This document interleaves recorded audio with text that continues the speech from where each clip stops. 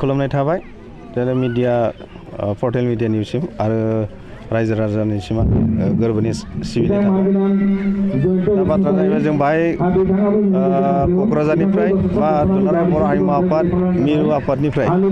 जे जों बाहाय धोनस्रि जिल्ला बा गलाघाट जिल्ला बेहाय सफैदों बेनि मेन खारनानो जाबाय जोंहा दुलाराय बर' हारिमु आफादा गासै 18टा जिल्ला दङ बेनि गेजेराव नैबे धोनस्रिजों 19टा जाबाय दा बे डिस्ट्रिक्टआ गोबां सम दिफां जानानै दंमोन ओंखायनो बेखौ गोदानै गोख्रों हिसाबै दाफिननो थाखाय जों बाहाय नुजाफैदों दा जों गमामायैनो जोंनि आसा खालामनाय बायदि बे डिस्ट्रिक्ट कमिटिखौ धोनस्रि जिल्ला हिसाबै जों दानो हाबाय आरो निस्सय जों आसा खालामनो हायो बे धोनस्रि जिल्ला कमिटिनि दुलाराय बर' हारिमु आफादा निस्सय अहरह मिरुजों सोमोन्दो लाखिनानै आरो बे धोनस्रि जिल्लानिनो गोबां आफादफोर जेरैहाय बर' साहित्य सभा आरो बर' फरायसा आफाद आबोब ट्राइबेल संघ बा बर' समाज बा गुबुन गुबुन आफादफोरजों बिदिनो मिलिजुलि थानानै जोंनि आफादनि बा दुलाराय बर' हारिमु आफादा जे थांखि आरो थाखाय लादों बेवहाय सोमोन्दो लाखिनानै मोजाङै हाबा मावलांगोन आरो बे हाबा मावनायनि गेजेरजों दिनैहाय बर' जाथिनि बे हारिमु बिथिङा जौगानायाव निस्सय मदद मोनगोन बेखौ मिजिंथिनो हादों मानोना दुलाराय बर' हारिमु आफादा दिनैसिम जिरायनानै थायाखै गोबां मोनसे हाबाफारिनि गेजेरजों बा वर्कशपनि गेजेरजों दिनैहाय दुलाराय बर' हारिमु आफादा मोनसे दोरोङारि माने मोसानाय बा मिउजिक बे लाइनावहाय माने बिजाब दिहुननानै दिनैहाय डिग्री कर्सआव माने सोलोंथाइ होनो हाबाय सोलोंथाइ लानाय जाबाय बेनो जाबाय 3 years डिग्री कर्स 6 सेमिस्टार थानाय दा बेखौ जोङो 27 जुनिया एडमिसन होनानै बे फार्स्ट सेमिस्टारनिफ्राय 6 सेमिस्टारसिम 3 years डिग्री कर्सखौ फोजोबनो हाबाय आरो बिनि गेजेराव जोंहा मोनसेल' खामानि दङ जे 3 years डिग्री कर्सखौ जों सोलोंथाइ होदों Kokrajhar music and fine arts कलेजाव बड'लेण्ड इउनिभार्सिटिनि एस पार गाइडलाइनजों आरो बिथांमोननि सिलेबासनि गेजेरजों एफिलिएसन लानायनि गेजेरजोंहाय जे सोलोंथाइ होबाय खिन्थु जोङो दुलाराय बर' हारिमु आफादनिफ्राय बे नांगौखिनि सोलोंथाइनि बिजाबफोरखौ जों दासिमबो दिहुननो हायाखै बिजाबा आखरै महर होनो हायाखै बिनि जाहोनानो जादों जोंहा माखासे वर्कशपनि गेजेरजों एसे सोदांनायनि बाथ्रा दङमोन ओंखायनो बेखौ खम समनि बिथोराव जोङो सोदांनानै जोंनि फरायसाफोरनि बा सोलोंसाफोरनि आखाइ खोख्लैसिगोन आरो फोरोंगिरिफोरनि आखायाव खोख्लैसिगोन आरो रायजो राजाफोरनि सिगाङाव जों फोसावसिगोन आरो जोंनि बे दुलाराय बर' हारिमु आफादनि गोबांथार वर्कशपनि गेजेरजों जे नाजानाय बे जोंनि दोरोङारि मोसानाय बा बर' सुबुं मोसानाय खननाय दामनाय देनाया जाहाथे जुग जुग बर' हारिया थांनानै थासान्दिसिमाव गोमोरनानै थांना बिनि थाखायनो बेखौ मोगथां महरै बिजाब महरै लिटारेचार हिसाबै जोङो दोनबाय आरो दोननो नाजाबाय बेखौ निस्सय रायजो राजाफ्रा गनायबोदों आरो एक्सेप्ट खालामदों आरो बे हिसाबैनो जोङो थुलुंगा मोनदों नंखायनो गोबां अहरह वर्कशप खालामनायनि गेजेरजोंहाय बे दिनैहाय जे मोनसे सोलोंथाइ माबाया आयदाखौ जोङो कलेज लेभेलाव गायसननो हाबाय बियो जोबोद माने मोनसे जोंखौनो जों गौरब साननानै लानो गोनां नाथाय बेयावनो बाथ्राया जोबाखै जों बिजाबखौ दिहुननांगौ दा डिग्री कर्स जोबनाय लोगो लोगो जोंहा मोनसे MA कर्सनिबो फैबाय मास्टार डिग्री कर्स बेनिबो जों लेखा दिहुननांगौ जादों गोबां स्कलारखौ लानानै वर्कशप खालामनांगौनि बाथ्रा जादों आरो बेनिफ्राय बे डिग्री कर्सनि गाहायाव HS लेभेलनि दङ बेखौबो जोङो कर्स बानायनांगौ जादों बेहाय बहुद खामानि मावनो गोनां बाथ्रा थादों जोंनो मावथिनांगौ जाय मावथिफोरखौ जोङो बाहायनोब्ला बिथांमोननो रांखावरिनि बाथ्रा फैयो ओंखायनो बेफोर रांखावरिखौ जोङो अहरह बा नांगौ रोखोमखौ जोङो गभर्नमेन्टनिफ्राय जोङो मोननो हास्थायो आरो बे हिसाबैनो जोङो दासिम एसे एनै मोनदों खिन्थु नांगौ समाव जों मोनाखै दा मोनैखौ मावनो बा मोनफुंनो बा जोंनि प्रजेक्टफोरखौ इयुनाव मावफुंनो जे बेखौ प्रायरिटि बेसिसाव बोरै मावबा मा जागोन बेखौ जोङो थाबैनो जोंनि बे गोदान गभर्नमेन्टनि मानगोनां चिफ प्रमद बर' बिथांजों जों रायलायगोन दा बिथाङाबो निस्सय टाइम होगोन सानसे दा बेखौ जों आसा थिदों दा बिथाङा जुदि टाइम होनानै जोंनि माखासे प्रजेक्ट बा प्लेनिंफोरखौ जुदि प्रायरिटि बेसिसाव जुदि गनायथि होयो अब्ला निस्सय जोंनि बे मावनो लानाय खामानिफ्रा मोनसेनि उनाव मोनसे मोगथां महर मोनगोन जाय खामानियानाखि जोंनि बेक्तिगतनि खामानि नङा दुलाराय बर' माहारिनिनो मोनसे सिनायथि आरो बेखौ जोङो गोजौ फारसे बा दानि बादायथि मुगायाव बादायनो हाथावथाव मोनसे चेलेन्जिं मोनसे आयदा हिसाबै जोङो दोननो हानाया जोंनि थाखाय गौरब आरो बेखौ फरायसालि बा कलेजाव सोलोंथाइ लानायनि जे पर्जा बेखौ जोङो एक्सटेन्ड खालामनांगौबा गुबुन गुबुन कलेजाव जुदि माने इनक्लुसन खालामनांगौबा इन्ट्रडिउस खालामनांगौबा बेवहायबो थाखा फैसानि बाथ्रा फैयो आरो माने लेक्सारार इन्सट्राक्टर थिसननांगौब्ला बिथांमोननि बेथन होनायनि बाथ्रा फैयो। नंखायनो जोङो सानै हयै बे बाथ्राखौ जोंनि मानगोनां बिटिसिनि मावथि बा EMफोरजों रायलायनायनि गेजेरजों बेफोरखौ जों मावनो गोनां जागोन। जायखि गभर्नमेन्ट पेआ बे जोंनि सुंथागिरि जायखि गभर्नमेन्ट पेआ जोङो जातीय संगठना उफाय जेब्लाबो सोनारनानै खामानि मावनांगौ बेखौ जोङो मिथिनानै जोङो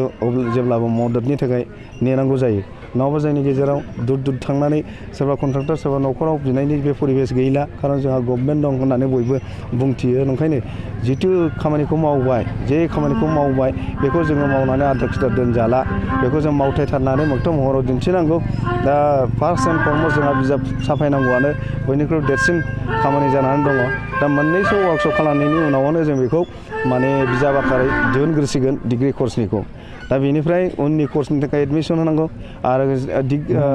मास्टार डिग्री लेभेलनि थाखाय जोंहा आरोबाव गोदान प्रिपारेसन खालामनांगौ। जों बे स्टेन्डार्डखौ एसे लेभेलाइज खालामनानै माने साजायनांगौ जाहैदों। दा बे हिसाबै जोंनि मावनांगौआ खम जायाखै, मावनांगौआ बांसिननिफ्राय बांदों।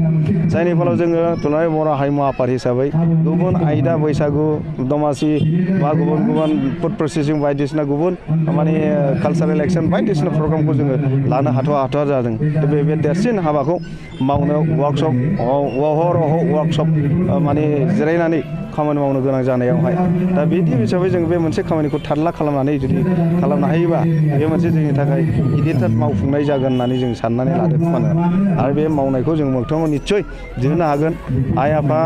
जोंनि हारिमु मोजां मोनग्रा रायजो राजा आरो जोंनि गभर्नमेन्टआ जुदि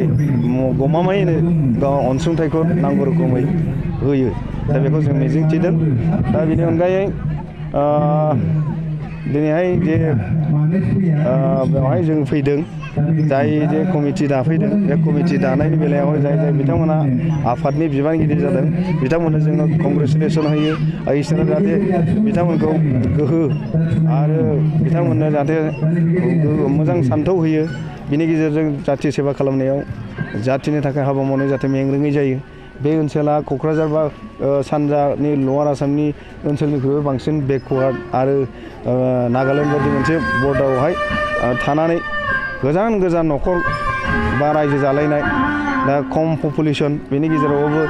माहारियारि सेबा खालामनायावहाय माहारियारि बिथिङाव जौगाथायनि खामानि मावनायाव सेबा खालामनायावहाय दासिमबो उन जानानै थायाखै आरो गोरों गारानिबो खम जायाखै। नंखायनो रासिननिफ्राय रासिन जाहाथे उननि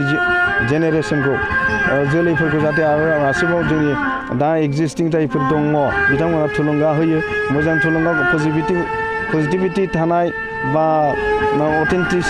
अथेन्टिसिटि थानाय बेफोर माखासे बिथिंखौ जाहाथे फोरमायनानै गालाङो आसि खोन्थानानै गालाङो। दानि जेनेरेसनाव जोंनि ससाइटिया साबसिननिफ्राय हाबसिन जागोन। दा दानि जुगाव जोंनि माबाखौ हारिनि गासैबो एक्जिस्टेन्सखौ नस्थ' खालामजानो नागिरग्रा बा खावनानै लांनो नागिरग्रा सेनानै लांनो नागिरग्रा बा नस्थ' खालामनो नागिरग्रा गोबां दंसै। दा जोंनि गेजेराव जोंथ' बुंला खिन्थु गुबुन हारिया जोंनि माखासे सम्पतिफोरखौ माने खायदायै बायदि कौशलै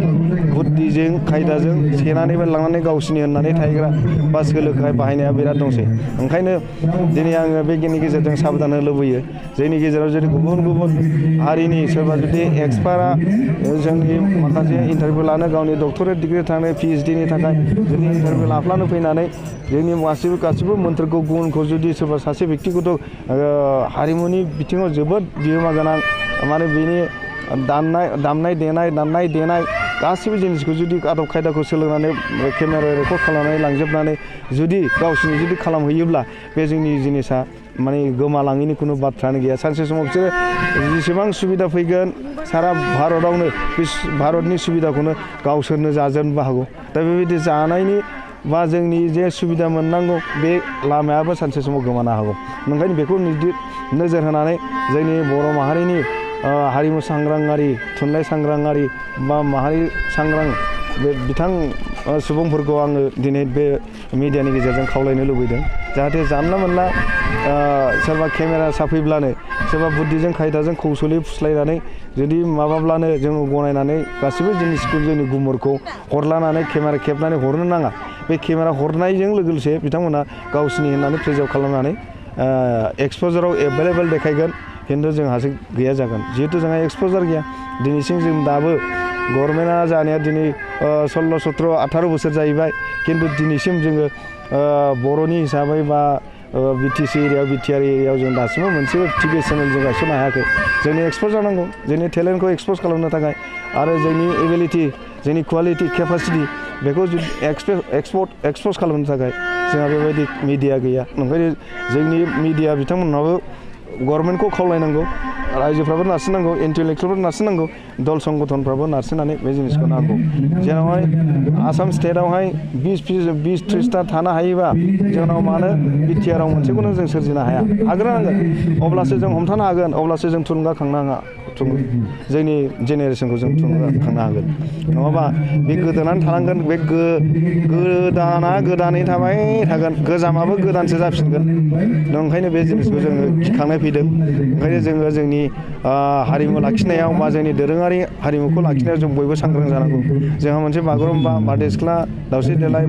मोसाग्लांनाय बा खामाव बारखोमानाय मोसानाय दाहाल थुंग्रि सिबनाय मोसानाय गोबांथार मोसानाय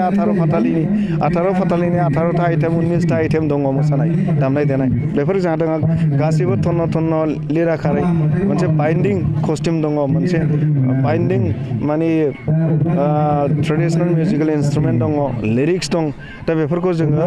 मोजाङै बाहायनानै जुदि बेखौ माने श' खालामो अब्लासो बे आबुं जायो नंखायनो जों बेखौ सांग्रां जानांगौ जाहाथे जोंनि खुनु बेक्तिया बा गुबुन हारिनि खुनु बेक्तिया बेक्तिगत स्वार्थआवनो हक बा राजुवा स्वार्थआवनो हक जाहाथे बिकृत खालामनो हाया बा खावनानै लानो हाया बेखौ जों साफ्रोमबो मेगन गुनुजों नोजोर होनानै जों बयबो माने बादा होलायनांगौ बा हमथालायनांगोन बा मोजांखौ जोङो माने थुलुंगाखांनांगोन गाज्रिखौ जों हमथानांगोन नङाबा दिनै मिडियाबो बे जिनिसाव सिरि थायोब्ला गाव गावनि थांनायखौल' सिन्था खालामनानै फारसेथिं जाथिनि बबेया हानिकारक बेखौ जुदि सिनायनो बावफ्लाङोबा बेवबो भुल जागोन ओंखायनो आं मिडियाफोरखौबो बेनि गेजेरजों खावलायो जाहाथे माखासे जातीय जिनिसा जातीय नृत्य जात्रि नृत्य जातीय संगीतआ जातीय संगीत जों मडार्न बा गोदाननि बेलायाव जों बारा बुंनो हाया बुंथ'नांगौ बाथ्रा गैया मडार्नाव थांबाय थागोन बे चेलेन्जिंआ बयहाबो माने अब्लिगेसन दं बा राइट्स दं बे मथे गावजों गाव बादायलायनाया थाबाय थाथों गोदान क्रिएटिभिटिया क्रिएट जाबाय थाथों खिन्थु जोङो जाय जाथिखौ परिचय होयो जायनिफ्राय जोङो जाथिनि आसल परिचयखौ मोनदों मोन्दांथिखौ मोनदों सारा पृथिबियाव सिनाय जादों बेनो जाबाय बागुरुम्बा बारदै सिख्ला दावस्रि देलाय बे मोसानायफोरनिफ्रायनो मोनदों बे दामनाय देनायनिफ्रायनो मोनदों बे बर' हारिनि बर' सिख्लाफोरनि बर' सेंग्राफोरनि दामनाय देनायनिफ्रायनो मोनदों गतिके बे जाय सिनायथि होग्रा बेखौ जुदि रखमा बेखौनो होनो रोङाबा बेखौ जुदि रक्षा खालामनो जथ्न लानो रोङाब्ला होमब्लालाय जों मालायनिसो माने आलाय आथानि जुदि हगारनानै होयोब्ला जों माथो लाखिनो थांखो बे मोनसे जोंनो जों गल जाहैनाय जागोन नंखायनो जों बयबो सांग्रां जानांगौ आरो बे सांग्राङा माब्लाबानो जानांगौमोन नंखायनो दिनैनिफ्रायनो जानांगौ रासिननिफ्राय रासिन जोंनिफ्राय रासिन सांग्रां जादों जोंनिखौ खावनो ओमफ्राय जों रासिननिफ्राय रासिन सांग्रां जागोन खावग्राफोरनिफ्राय हमथानो बासायनो दा बे जिनिसखौ जोङो नाजानांगोन ओंखायनो बेखिनिखौ आं बुंबाय गोबांथार बाथ्रा बुंला आरो जोबथारनायाव आङो बयनोबो खुलुमनाय जासिबाय आरो बर' हारिया थांनानै थाबाय थाथों आरो बर' हारिनि गासैबो बिथिङा जाहाथे जौगाखांबाय थाथों हारिमु बिथिङा साबसिननिफ्राय हामसिन सिनेमा हक जिखुनु ड्रामा हक जिखुनु मोसानाय खन्नाय दामनाय देनाय हक जोंनि माने हारिया जौगाखांथों